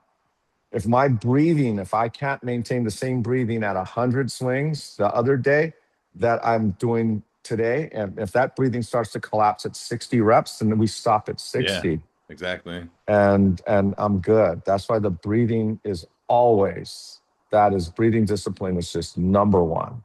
Is That dominates all my That's workouts. so important. That's so under. That's probably the most under like utilized tool is breath work, and maintaining your breathing in the whole fitness sphere. Hmm. Because I see so many people with just horrible breathing strategies, and they start to, they lose their ribs. They start to get in these extension tones. They start to kind of only train through one joint pattern, and then there's like a different aesthetic, right? Like I don't know if you feel this way, but I feel like whenever you're training more dynamically, more problem solving, like you get more responsive tissues, you get more responsive cells, and I feel like it's just a little different look. You have tend to have like Hmm. like you're pretty shredded. Like I've always felt like I had a little bit more separation, and I feel like that might be because of the way I'm not in one movement pattern. I'm kind of dynamically changing everything. I feel like there's definitely a different aesthetic as well when you kind of get That's, locked into yeah, that's place. what I think. Gives depth. If we're talking about muscle definition, there's a few things that people say, hey, how do I get ripped? I said, number one, I always like people to know this. What this, my definition and the way my muscles are shaped are largely genetic. Okay. So, so like I don't even sell a course online. Because I've never, number one, I don't know. That's not something I'm interested in at this point. But one of the things is I kind of have this weird thing that if I were to sell a course online, people would assume, oh, if I buy Bill's course, then I can have shredded muscles like Bill. And no, I would look like this if I ate McDonald's and sat in this chair for a You month. think? I Yep. know. Even at my age, my Yeah, metabolism is the same now as it was at age 15 that's when I awesome. really started to when my testosterone is lower, my all of my hormones, I'm 57 and I'm not assisted. I've never been assisted. So this is genetic. This is just what I have genetically. But of the other things in my training that do that slow, I was kind of bagging on slow high tension lifting. But if there's one thing that I feel has really developed the muscularity and the shape of my muscles is that slow high tension bodybuilder stuff. I remember again, I grew up in the 80s and the 90s where everything was squeezed, right? And then that guy behind you, Arnold Schwarzenegger, I remember reading in his book, as well as in Muscle and Fitness magazine and in articles, isotension of just holding and Yeah. squeezing and how all the bodybuilders getting ready for their shows, they would just that constant. This is like literally, if you want people to see every fiber in your muscles, then practice Right? displaying them. Yeah. It doesn't seem to make, even if you've got a layer of water or fat over you, I swear, if you just try to make every fiber in your body pop, And more importantly, even if you don't see anything happening, if you feel the connection, because that's another thing. Like, some guys when they lift weights, they get kind of a blocky looking muscle. Like they look like I don't want to sound like a dick, but like taking Play-Doh and just going boop, there's a deltoid, boop, there's a bicep. So their muscles are big, but they don't seem to be connect. Like when you look at a panther or a cat, Yeah. that's another thing. How you imagine your body to look has, to me, I really believe this. This sounds crazy, but how you, like Arnold Schwarzenegger, that guy behind you, I can't tell you how, and this is going to sound a little gay, but I can't tell you how many hours I just looked at guys like him. And like Dolph Lundgren in Rocky Yeah. Four, Yeah. those slow motions of him throwing those punches. I wasn't looking at his fist. I was looking at his obliques Uh, lengthening and then shortening as they brought his rib cage back over his hip, and then watching the lats come through.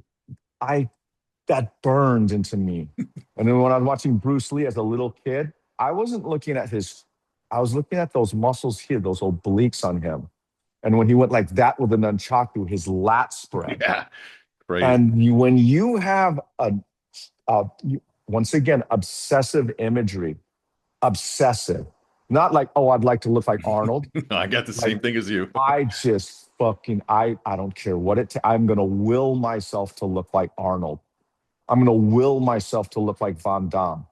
Because when I saw Van Damme, he was like an Arnold, like he had the beautiful muscles, but he had the agility of a Functionality. kickboxer. Yeah. And I'm like, okay, so now it's Van Damme. Yeah. And then, but when you, and Stallone and Rambo and then in Rocky and once again, Dolph Lundgren, those guys, they were burned in my mind. That upper split in the pecs, that Schwarzenegger, like this, I wanted that upper split. The Franco. And Franco that's had why I that do a lot nasty of double split.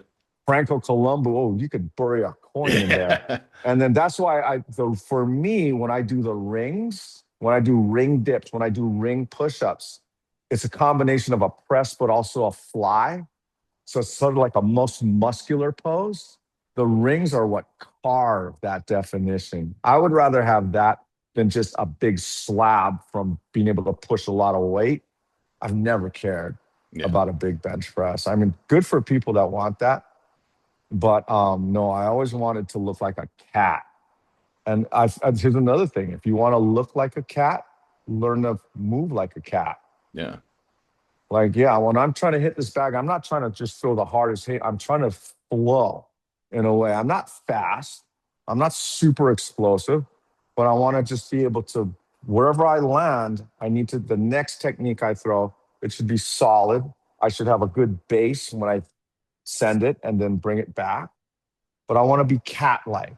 I don't want to just be a big, I'm not that big. I'm only 195.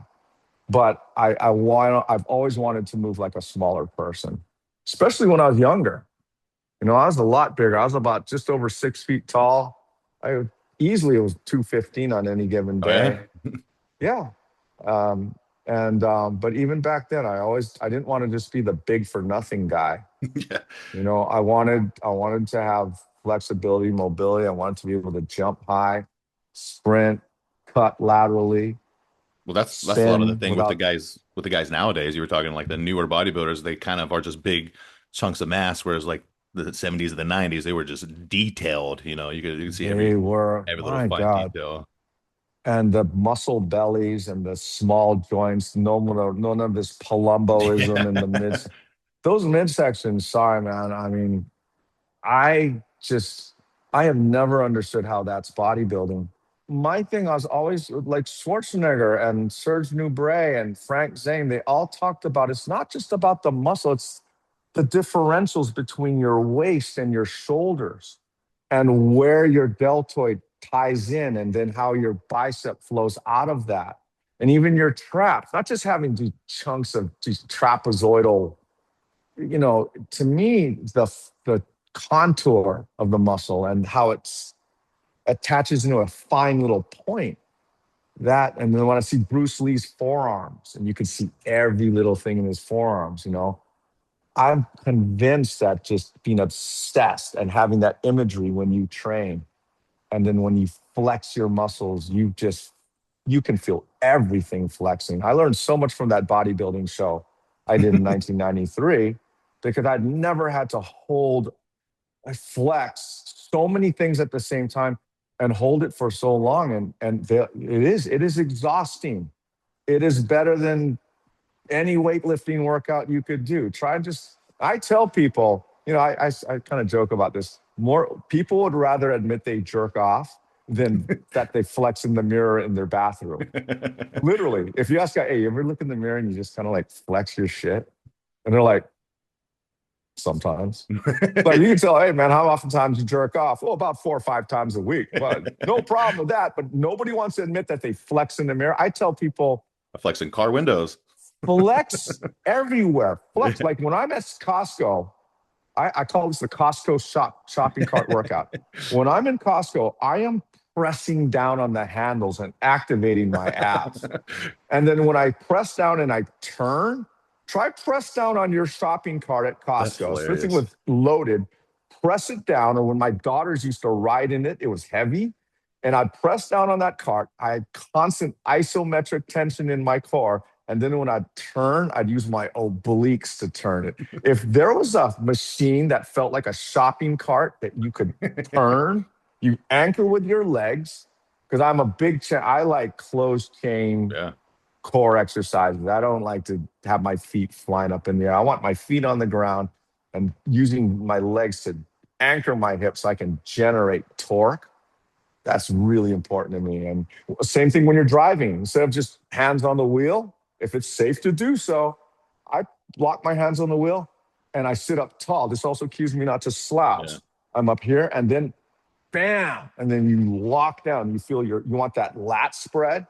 Because when you press down, your lats flare out, your abs light up, and it also you keep your chest tall. So you're like, and that, if how many hours do we drive? I'm constantly training my abs in the car. My wife, I've been doing this for it's long. We've been married 34 years. She's seen me doing the weirdest shit. Like when I'm in a car, I'm like, there, she's all, just make sure you don't pass out. I'm like, I'm good. Yeah. But I train constantly. That could be good for some low I low switch lats. arms. I switch which arm is on because we tend to drive most like say we build this rotational pattern into the body.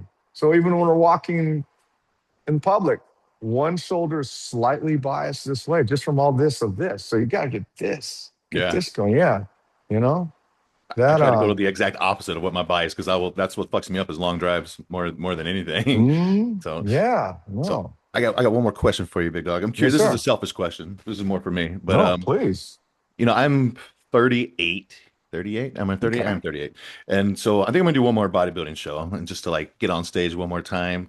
But after that, like that's not gonna be my goals. And something that's been going on with me lately is I've just been having just like not motivation issues, but it's just, when you're young, I feel like there's just so much intrinsic value of working out, just anything. You're like, it's awesome. Like now I do the same stuff. And I feel like if you want to get like the most out of your workout, you should probably enter somewhat of a flow state. I feel like the stuff I'm doing maybe isn't challenging enough. It's just weight, bodybuilding stuff. So I think maybe when I switch my training style up, I'll feel a little bit differently. But what advice do you have for like people who aren't getting that intrinsic value of the gym? Like how important do you think that is to get results as well versus just treating it like a job and going in there? You know, a big reason why I hit the heavy bag is it is a very anaerobic activity. But going back to that move, if you want to look like a panther, move like one. When Even when I was training for the like I told you my bodybuilding show, what really got me to kind of look ready for the bodybuilding show was not all the weights I was doing, but was when I was holding on to geese and trying not to let guys kill me, right? Um, if you are into heavy bag or if you have any type of a martial arts kind of for me, because I'm not a real bodybuilder, I don't really know how to what other exercises I could suggest to you. But if you're just a person, say, let's put bodybuilding on the side and say, I just need something to, I feel like I'm stuck with my results. I would definitely tell you Okay, the first thing I'll tell you to do is see if you can do a unilateral version of whatever you're currently doing. If you do heavy barbell presses, see how good you are at dumbbell or kettlebell side presses. If you're good at the deadlift here, see what you can do, a suitcase, single suitcase on one side. As soon as I either don't have enough weight and or I'm bored with what I'm doing, because all the unilateral training that I started posting to social media during the lockdown and in the years following, a lot of it came from necessity. I did not have enough weight at home to effectively deadlift. So I started doing a lot of unilateral, or I do overhead presses with all the weight on one side, or trying to do. You ever just do a barbell a deadlift where you put like all the weights on one side, then you go to I the used to other do end of all the the crazy shit, man. I did right? everything. Yeah, I love Okay, those. yeah. Those kind of things. So what I'm getting at is do something that's interesting to you. If you're burned out on bilateral, the obvious things. Do you do leg extensions like on the Yeah. like yeah, okay. So all the bilateral stuff, the obvious things, the curls, the squeeze, and all that stuff. Um, I'm a big fan of rings. Yeah.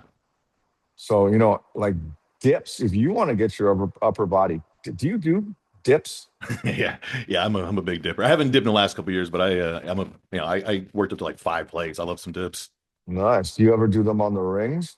Not at my setup now, but I have. I like them on the rings. Yeah. Not with Bring five it, bring it plates. over to the rings because going back to that Yeah. 300, that three-dimensional joint stability, Yeah. the rings constantly wanting to not just go out to the side, but any direction. Yeah. It changed. That's why I do most of my push-ups and my dips. I don't do hard dips on hard. Number one, I don't have them here.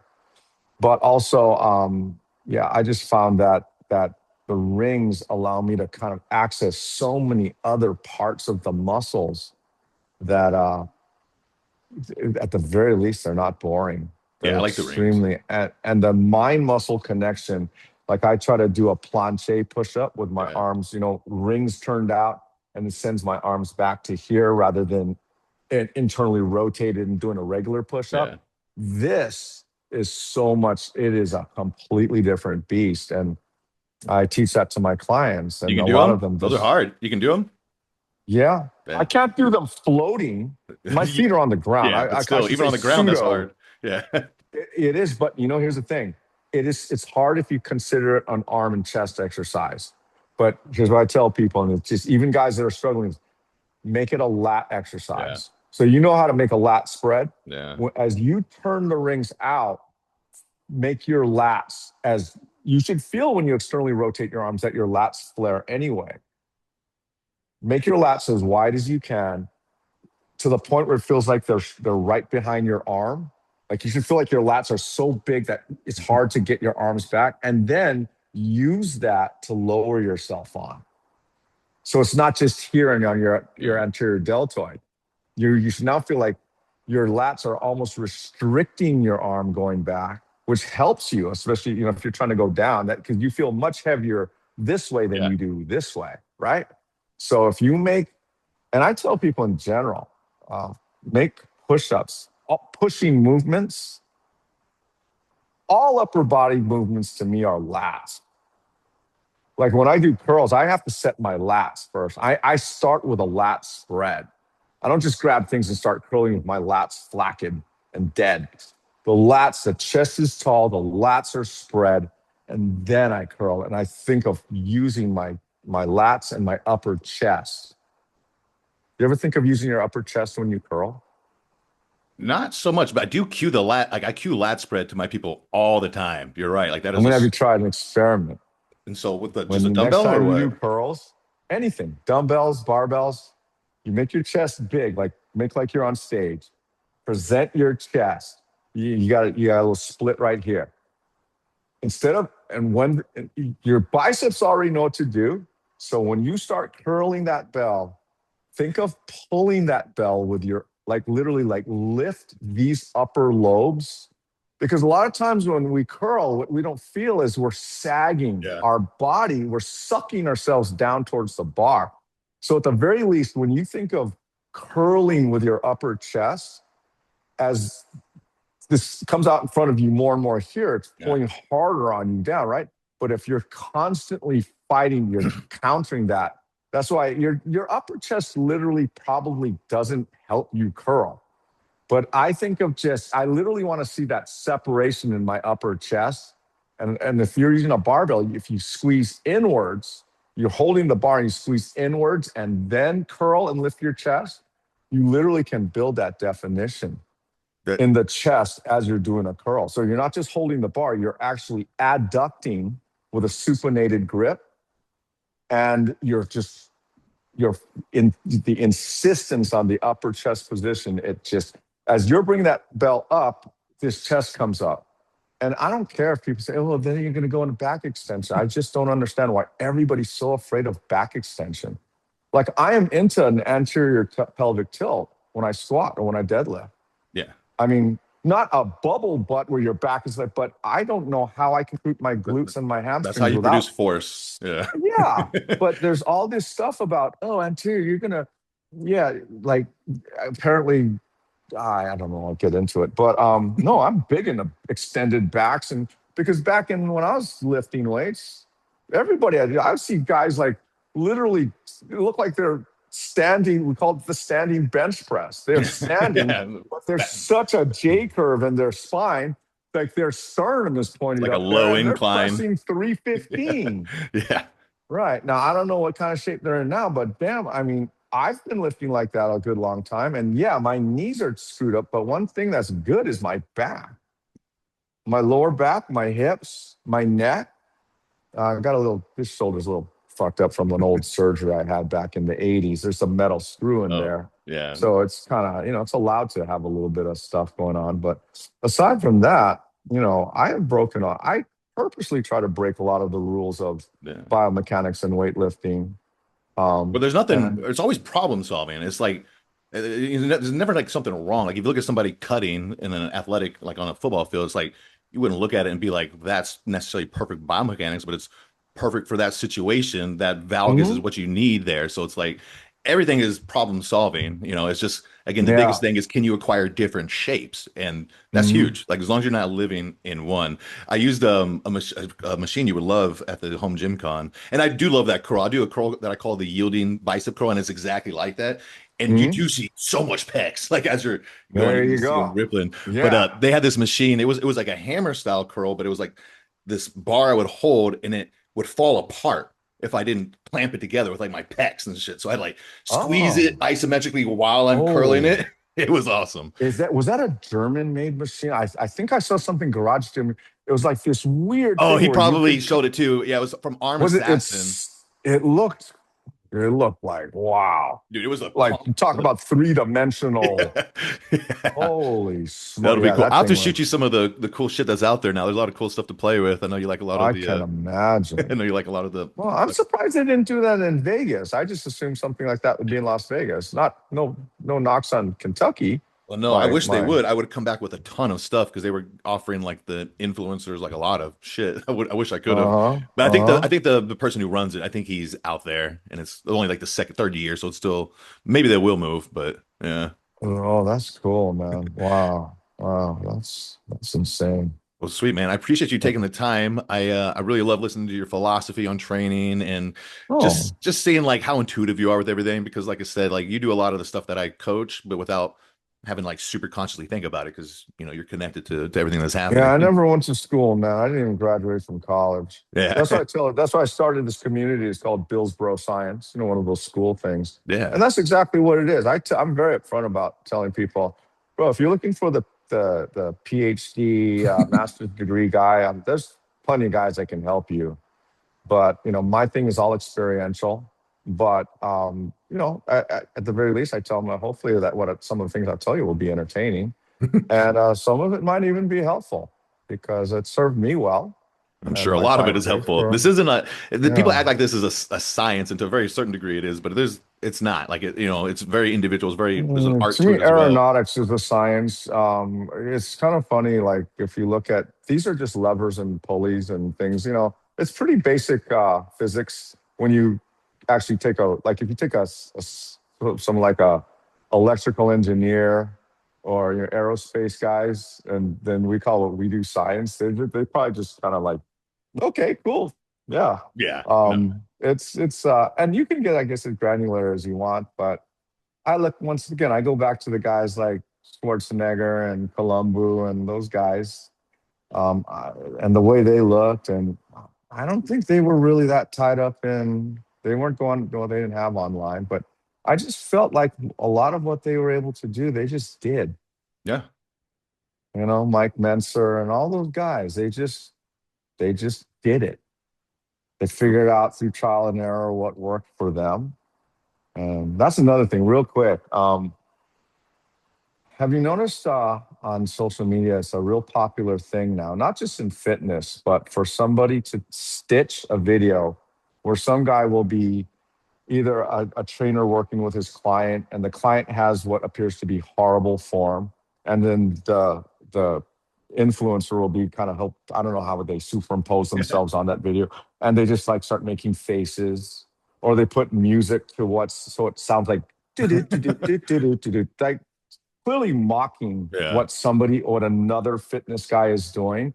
Um, I've never really understood that. Number one, I've always been a thing that I always thought when I started social media back in 6 years ago, nobody was doing that. It was sort of like, like at that old that bulletin board or the board at the college. If you have a room for rent, you just Yeah. put it on the board, and if there's space, you put your hey, selling cupcakes on Yeah. Saturday, right? You would just put, but you wouldn't like put your thing over somebody else's thing or pull their thing down. That's what social media used to be to me just 20 years, not in 2020. And now it seems like a lot of, I guess it's so competitive now or something that people now, in order to get engagement or to try to position themselves as authorities, they'll take some other guy's video and they don't even tag the guy in the video, and they just bag on what this person's doing, not knowing what that guy's backstory is. I have learned never try not to think or definitely don't talk shit about anybody. Like I might see someone dressed in a way that's puzzling to me, right? Or doing something on the beach that looks a little crazy to me. But I've learned if I knew the backstory on almost everything that I thought I didn't like, I'm 100% certain it would change me for the better. I would think better of that person and what they're doing. So I just don't understand, why it's kind of turned that to that. But um, I Have you had that happen to yeah, you? I've had that. It's funny. You think if I'm complaining about it, if it has, I'm not aware of it. I had one guy. Somebody sent me a link to a video where this guy, he was at a pretty good account, and he stitched a video of me doing what I call a The squat squat curl, curl? where I I, as I'm curling I up, I'm saw that squatting one. down, right? Yeah. And it seemed like he was bagging on me. He's like, No. "You would never use this to build muscle, and this isn't really what you want to do. But if you're this guy's age, he's 57. Look at him. Holy shit." So it kind of sounded like, kind of draws you in thinking, oh, you're going to Yeah. rip on me. And then he was like, no, this guy's so, and his thing was like, kind of like what I'm saying. It seemed like he was going to like just rip. But he says, so even though you see things like this, hey, give it a try. You never know. But Yeah. it works for him, and more power to him. And, I was like, oh, thanks to it. Yeah. But You ever do that with the I, offset mace? I like to do that with the mace. you mean all the weight on one side? Yeah. Yeah, I yeah, love I yeah. No, love I've those. done. Yeah, no, especially back in 2020, I was super creative because I was bored as hell, All right. and Probably was fun. I just learned that if I could post something every day, it was good for growth. That was the gold rush Yeah. years of social media, man. And if you got on at 2020, um, that was the best time. It's easy to get monetized on YouTube. Yeah. And yeah, I heard they're gonna increase the standard. Yeah. It's gonna be much harder to get monetized on YouTube in February. I mean, it's double. It's 8,000 hours, but that's 8,000. that's not. I mean, Yeah. if you're only doing that, you're making like nothing anyways. But it does suck because True. that's more money they're getting from you in the beginning, that could go to you. Uh, So right, right. But I guess it's getting so thick out there. They have to. yeah. They have to they raise the barrier to entry just so that they can handle the traffic now. Do you do a lot on And YouTube or are you more just Instagram? I'm starting to. Yeah. Oddly enough, what's weird is I'm not I'm as long as I've been a trainer, I've only worked one on one with real human beings in front of me. And I'm finding that it's difficult. It's a learning curve for me to actually put on a camera, stand in this empty room and talk and teach with as much engagement as I do when there's actually someone in front of me. Sorry, I'll be right back. I just have to turn this off. Uh, So I am learning how to make longer form videos, and it's kind of hard for me right now because what's going on? Oh, that thing is off. Okay. It's sorry, brother. I'll be right back. there you go. Um yeah, it's something that I'm learning to do. And that reason why I wasn't really developing that much is, when I was using cannabis, especially I was really using the cannabis for my social media, like because I'm actually a pretty shy person, and the amount of growth and attention I was getting online, and then later on going to the grocery store, was pretty. It freaked me out a little bit, and plus I kind of became what I call a social media whore, where like I learned like to me. Somebody asked me, well, if you were so tired and you knew that you were kind of injuring yourself to feed this machine, why did you keep doing it? I said, that's an obvious and good question. Let me ask you something. If you had a tree in your yard that every day when you looked up in the tree, you had to climb the tree, but at the top of the tree there's $100 bill, would you climb that tree? Yeah. I said, now the next day, if every day you looked up there, there's would you? When would you stop? Right. That's how it was. Because literally, especially in the beginning, in the first 2 years, I could post literally anything. I could post me doing this and get 1,000 followers. And I'm really not making that much money, even to this day. I make, it helps my income, but I'm not retiring anytime soon because I'm not one of. You got to know how to do this social media business, Right. right? And that's another thing. And I never did it for that, even to this day. I do. It's a workout journal for me. My social media, especially my Instagram, I use, at the very least, I use it to just keep track of what I did in a week. There's some like today, I might look back on my Instagram just to see, okay, what am I going to do today? Okay, I did that. Oh, I haven't gone running in a while. I better go running. That's what it is for me. It's not so I can optimize the algorithm or get lots of views or anything like that. It's fun for me. Sometimes it's not fun, and when it's not, I don't post, and Yeah. my insights and my analytics go down, and it doesn't stress me out. Yeah, I think especially yeah. I've lost 100,000 followers in the last year. That's okay. Yeah. I don't lose sleep about that, because here's one thing, the people the accounts that remain are a much higher quality. They're actually real people who care about you. And we all know there's people with 100,000 followers that make tens of thousands a month. And then people like me with a few million who are still trying to pay their bills. So, and that's fine, because I know there's certain things I would have to do or Yeah. change in myself and my social media to kind of do that. And at this point, I'm just not ready for that, because I still am stuck in this old school. I'm just kind of doing this for fun. Well, And I I think just it want might to keep. change if you changed it. Your engagement, your followers would probably change too. They follow you for that Mm. purpose. And I'm sorry, but right now, because I'm kind of this is the first 4.5 months in my life that I haven't had THC running through Yeah. my brain. I started when I was 15, and I pretty much never stopped until April of this year. So right now, I'm just kind of recalibrating things, and I'm just getting back to just being a normal person. And this social media thing is kind of what was driving the cannabis thing. So the more I kind of have a strong association. It kind of gives me a certain kind of anxiety to do this social media thing, Yeah. and that's what I was using the cannabis for, was to manage that. So if I can kind of lower whatever gives me anxiety Yeah. and stress right now, that helps me just kind of. I'm not craving weed anymore, but it doesn't help for me to be stressed out because it really did help me with stress. Yeah. But it Yeah. also added a lot of stress It too. creates its own. I didn't smoke the It last two does. days for you in honor of you coming on.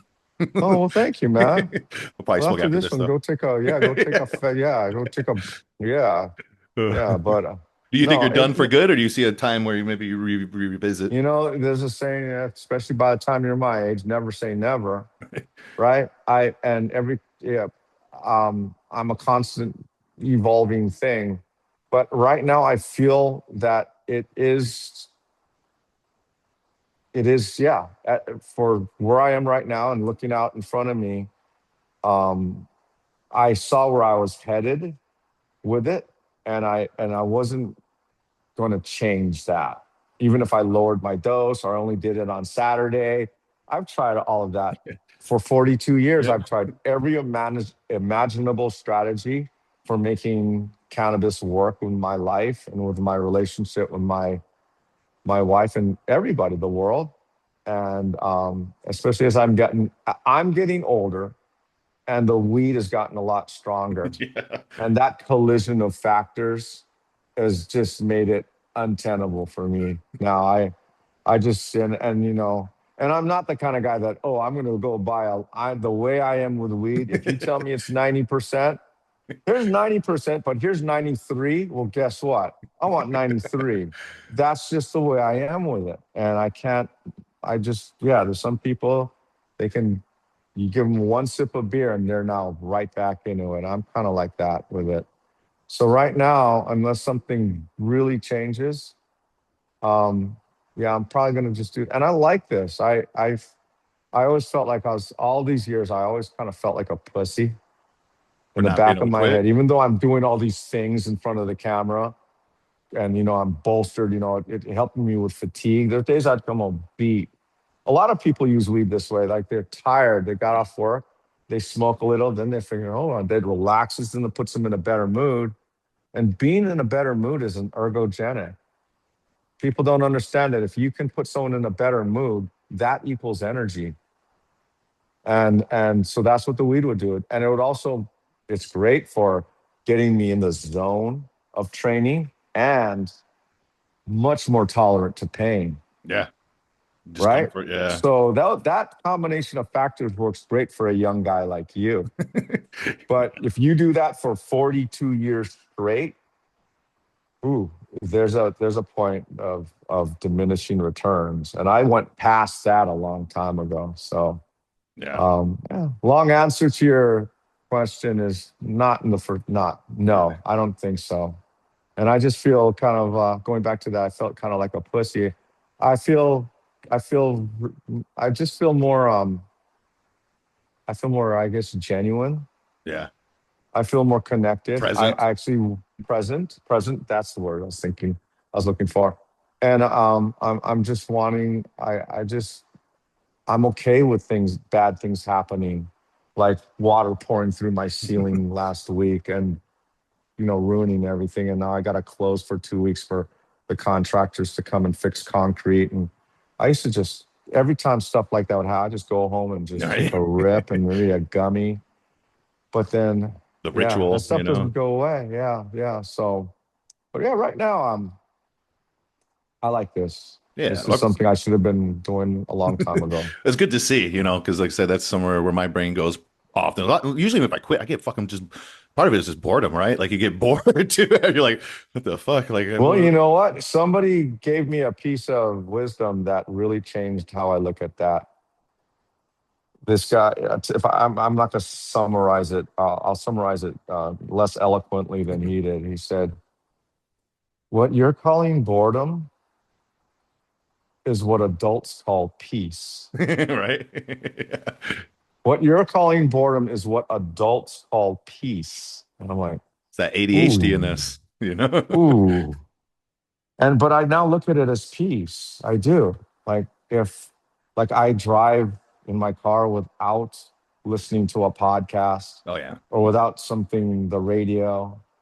You know, I try to shower without some podcast. I used to have a podcast for everything. You know, even when I work out now, I don't. You won't see earbuds in me anymore. Yeah. I've been doing that for oh gosh, going on a couple of years, year and a half at least. No music. I don't need Metallica. I don't need anger Yeah. or a heavy beat. If I need that, then maybe I should do it to wait for another day. I'm the same way. As Yeah. I try to just try and get down and instead of trying to be so externally motivated, I try to go inward and then tap what's there. And that flows much better.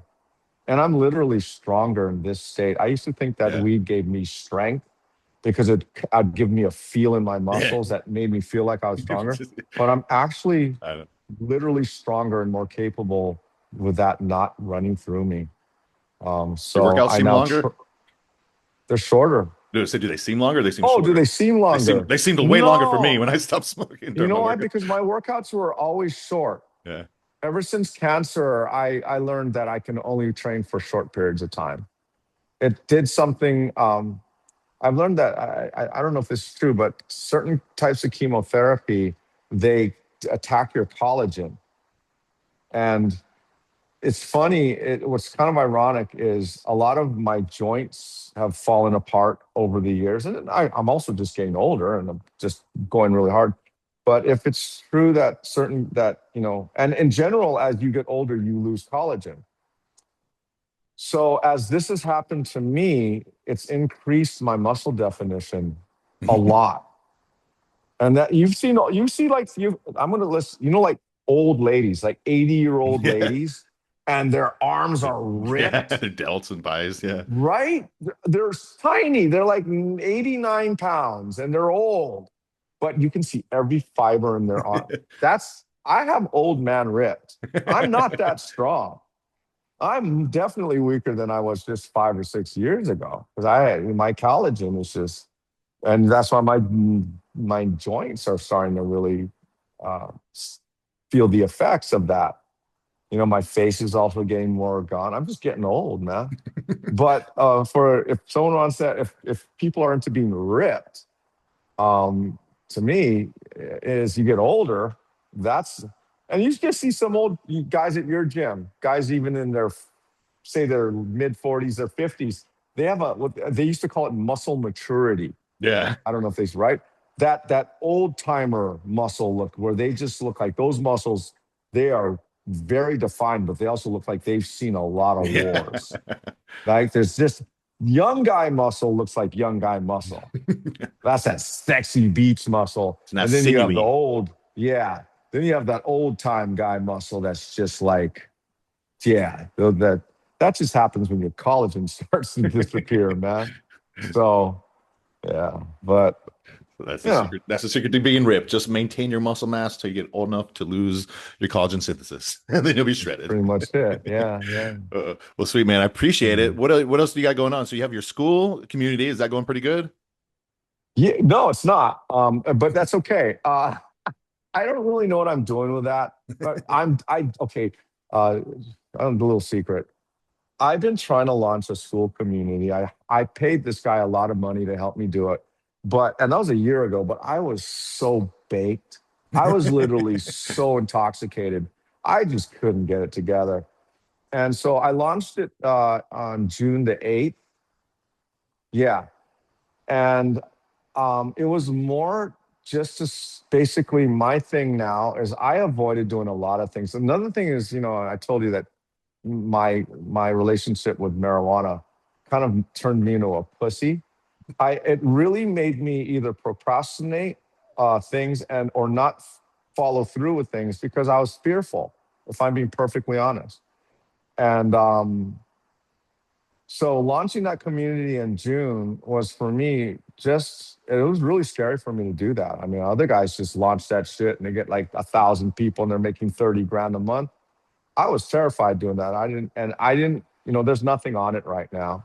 I mean, there's nothing in the classroom. The only thing I do with my community is I meet Monday, Wednesday, Friday from 6 p.m. Pacific, 9 p.m. Eastern, and I just talk with these guys 3 times a week. I spend an hour to an hour and a half, and I just answer questions. I think I might have 30 people in my group, and maybe 4 or 5 of them show up, and I just answer questions in person, That's and cool. that's it. And but as I'm kind of clearing my head, I didn't want to make a lot of content because I was really out of my mind in the months following. And I tried to post things. I'm like, oh my God, you are fucking insane. And I still look at it. I literally, so I've learned that, okay, that manic phase of stopping an addiction, that's not a good, even though you feel great, I was really off. In a way, I was as intoxicated, even though I wasn't on anything. My mental faculties were really, they just swung the other way. That's the I pink went from being clouds you were telling me super, about. yeah, exactly. I went from being super sedated to just manic. Like, people, I never understood what manic depression meant, but now I know what that mania feels like because in the first 6 weeks to 2 months after stopping, I went from this depressed, really, I was literally depressed to being like, wow, I feel so good now. And woo. But then if you go look at those videos, I was just a psycho. I was a maniac. But I'm leaving them up because I want to keep that as a record of as I start to level out. And and I couldn't remember, like, trying to make longer form instructional content. I'm just starting to do that. I just learned how to use CapCut. I don't know how I to don't know how to use edit. CapCut. I've Yeah, used it man, but I once. don't know how to edit. I can do basic editing using the Instagram app, but so my community, going back to that, is it's a work in progress. I'm super grateful to the people there, and they're all for cannabis. It's called Billsboro Science because I'm supposed to be, teaching people my training methods or sharing my training philosophy. It's all weed. But it's all we do is talk about cannabis and weed, and we do. But I'm going to start including the training that I'm doing for myself to rehab my body from all the years of damage Yeah. that I was doing to it. So that's kind of the fitness content that I'm going to be posting there. And those exercises are also good for people who are new or returning to fitness or are old like me or injured. Yeah. So, but that's on the way. But yeah, it was mostly just for me. And it's important for me, even if only one person shows up, I charge much more for a personal consultation online than what these people are paying per month. But it doesn't matter. I'm super grateful that these people give me a chance and that they're willing to spend an hour or just a few minutes of their life and their time with me. Because I learn as much from them as I hope they learn from me. And for me to show up to this thing, that's that's that's the win. It's not to grow the giant. I wouldn't even know what to do if I had a Right. 100 people. I wouldn't know how to fulfill that.